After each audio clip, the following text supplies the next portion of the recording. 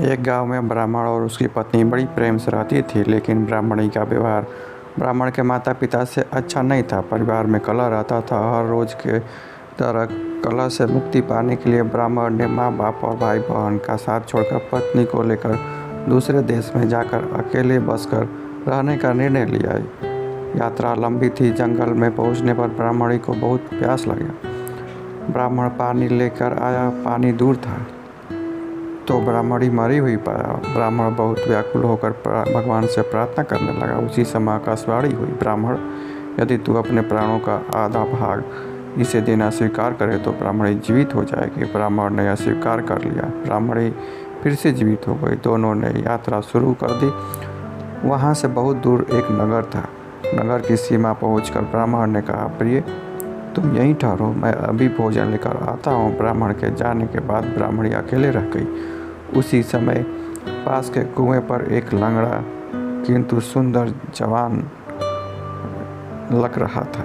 ब्राह्मण उससे हंसकर बोली, वो भी हंसकर बोला। दोनों एक दूसरे को चाहने लगे। दोनों ने जीवन भर एक साथ रहने का प्रण लिया। ब्राह्मण जब भोजन लेकर नगर लौटा तो ब्राह्मणी ने कहा, यह लंगड़ा व्यक्ति भी भूखा है, इसे भी अपने हिस्से से दे दो। जब वहाँ से आगे प्रस्थान करने लगे तो ब्राह्मणी ने ब्राह्मण से अनुरोध किया, इस लंगड़े व्यक्ति को भी साथ ले लो, रास्ता अच्छा कट जाएगा। तुम जब कहीं जाते हो तो मैं अकेली रह जाती हूँ, बात करने के लिए कोई नहीं होता, इसके साथ ही रहने के लिए कोई बात करेगा। ब्राह्मण ने कहा, हमें अपना भार उठाना ही कठिन हो रहा है, इस लंगड़े का भार कैसे उठाएंगे। ब्राह्मणी ने कहा, हम इसे पिटारी में रख लेंगे। ब्राह्मण ने आखिर अपनी पत्नी का बात मान लिया और साथ ले गया। लेकिन कुछ दूर आगे जाने के बाद ब्राह्मणी ने लंगड़े से मिलकर अपने पति को कुएं में धकेल दिया।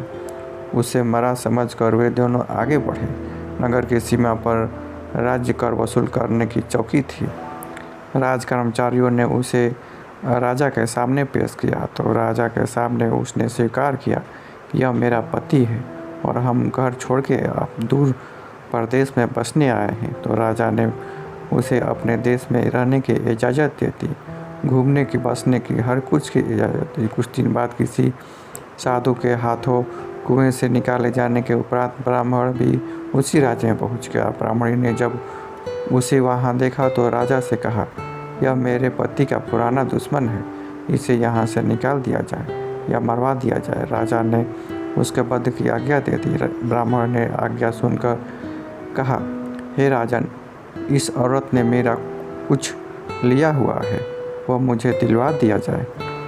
पत्नी बोली, नहीं, मैंने कुछ नहीं लिया है। ब्राह्मण बोला, तूने मेरे प्राणों का आधा भाग लिया है, सभी देवता इसके साक्षी है। ब्राह्मणी ने देवताओं के भय से 2 भाग वापस करने का वचन दे दिया, किंतु वचन देने के साथ ही वह मर गई।